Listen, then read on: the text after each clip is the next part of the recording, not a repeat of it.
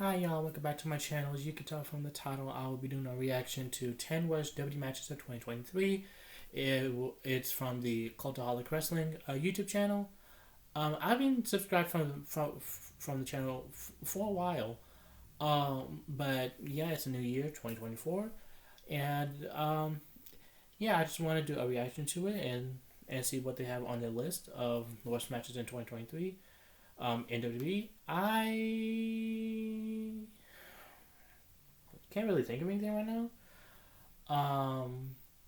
But yeah, I'll just watch the video and see if I agree or disagree.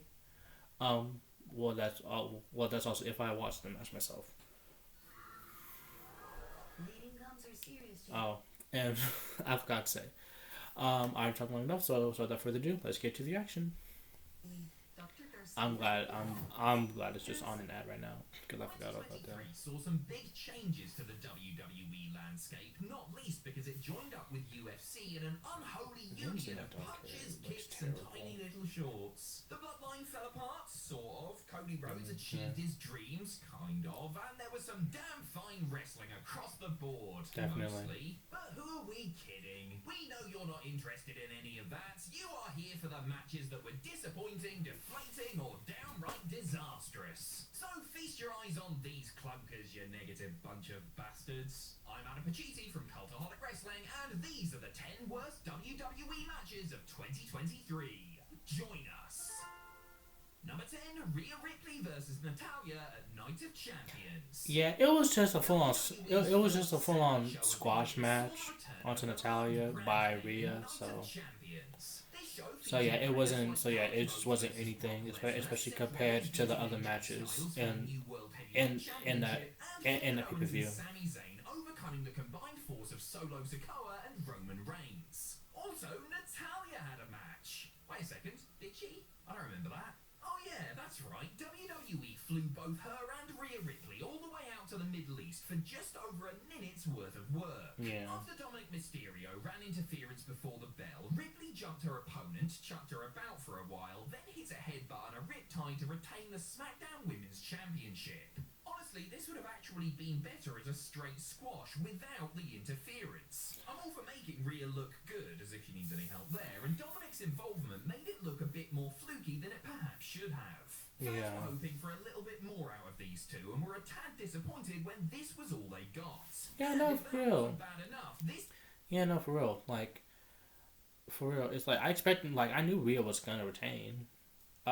And once I saw Dominic get involved, I knew Dominic was going to get involved, but I didn't expect for it to go like that. I expected it to be. I just expected more from it. Like when I did my preview, I was like, because I know both of them two can go, so I was pretty excited for that match. And then I was just, not only was I shocked, but I was also disappointed. Humiliation took place on Natty's birthday.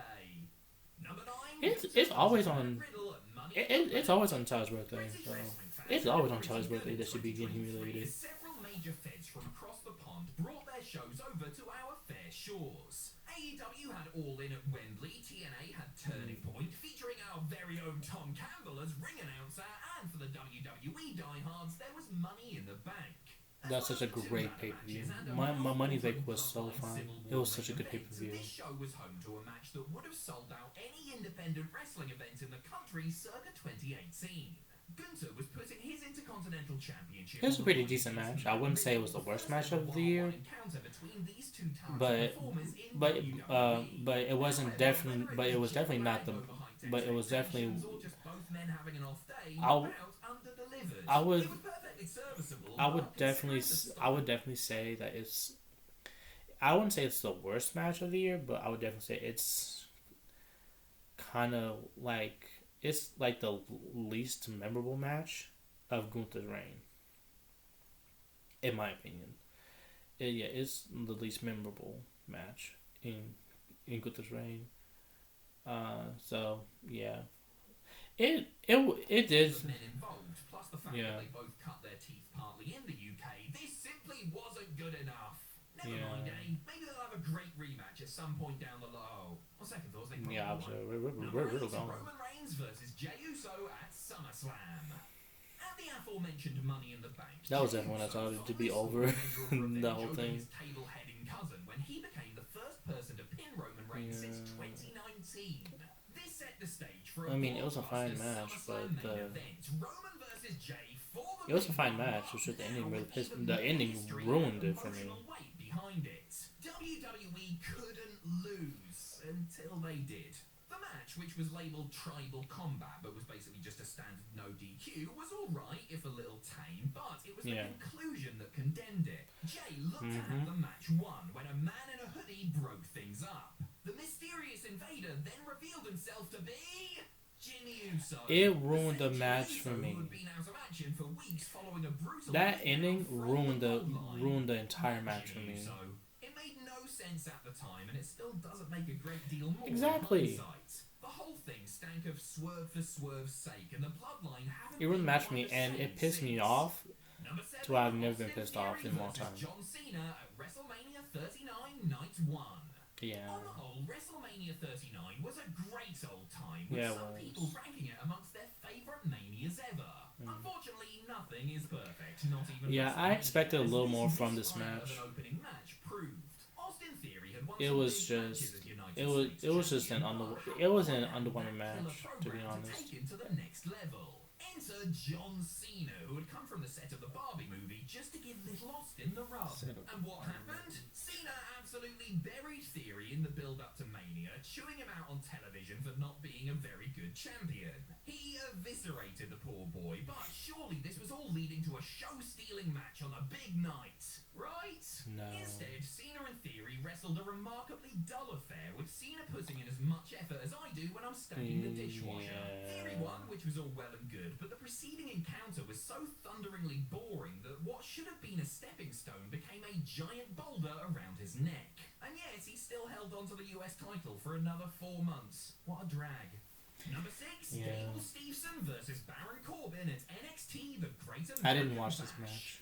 It's always tricky to decide whether or not to include NXT on these things. I didn't see that match. Also, I don't watch NXT often. He had to include a match that was so painful, one half of it hasn't appeared since. Despite signing for the company in 2021, it took until July 2023 for Olympic gold medalist Gable Steveson to make his in-ring debut.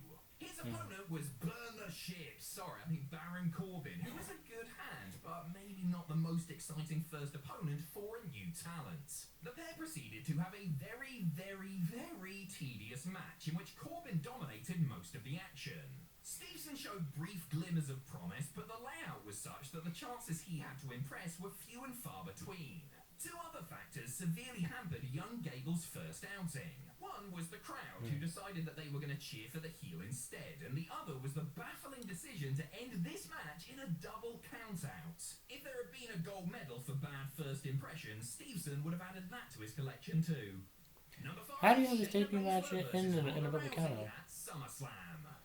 Winner on the Rousey, Shayna Baszler won the women's tag team championship. I mean, I thought the match was fine, although the crowd was very, very quiet. So did they? Well, what do you think? Yeah, 33 days later, it's like, I thought it was fine, when Baszler turned on but I thought it was fine. completely out of the blue.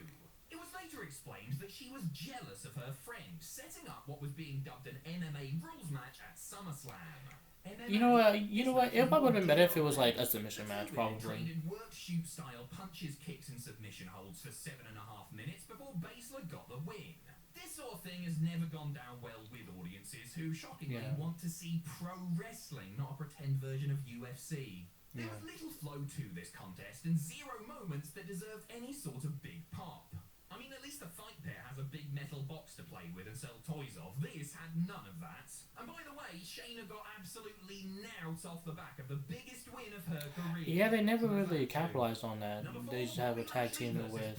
They just had a tag team with Zoe now. Considering how long wrestling fans have been dreaming Yeah, about Bobby and Brock Lesnar Brock and Elimination Chamber. program, It was just there. Like, it was just fine. Another one that it was just fine. It was just there. 2022, these two behemoths clashed again at Crown Jewel in November in the 2023 Royal Rumble match, and then at the following month's Elimination Chamber. This was a chance for these two freaks of nature, these two athletic powerhouses that had been compared to each other for years, to finally let loose. chance not taken, sadly. Both BLs spanned their finishes on each other, but not in a Brock versus Goldberg from WrestleMania 33 way, more of a two 8-year-olds playing 2K way. To top this mess off, it ended when Lesnar couldn't get out of the Hurt Lock, so just kicked Lashley in the Ghoulies instead. Nice one. Had this led to another better match at the Showcase of the Immortals, then it may have been forgiven, but Lesnar decided he wanted to work with Omos instead, and that was that. Yeah. Number 3, Pat McAfee versus The Miz at WrestleMania 39 Night 1. For WrestleMania 39, hosting duties fell to The Miz and... I mean, it was actually... I think it was just for... The cringiest, most random moments the granddaddy of them all has seen Yeah, in quite yeah, some it was time. pretty random. The Dogfather said I didn't he care wanted that to much. see Miz compete in a match, which brought out Well, I'll say that I Pat didn't McAfee. care enough Some typically cowardly protest to mind, I'll say. The contest was made official, and, well, it was The Miz versus Pat McAfee. What did you expect? The man who is a professional wrestler got the hell beaten out of him by the man who isn't a professional wrestler, leading to McAfee kicking Miz in the face to get the win, but not before falling over whilst hitting his own move. Also, Pat got a huge assist. I don't remember him falling after he kicked him in the face. Nobody said a word. McAfee cheated. He should have been disqualified and Miz should have won. Is there no justice left in this world? Number 2, Bray Wyatt versus LA Knight at Royal Rumble. For obvious reasons, this is a very difficult match to talk about now. Wyndham Rotunda, the man behind Rest the in Bray peace, Wyatt Bray. character, passed away in August after a heart attack.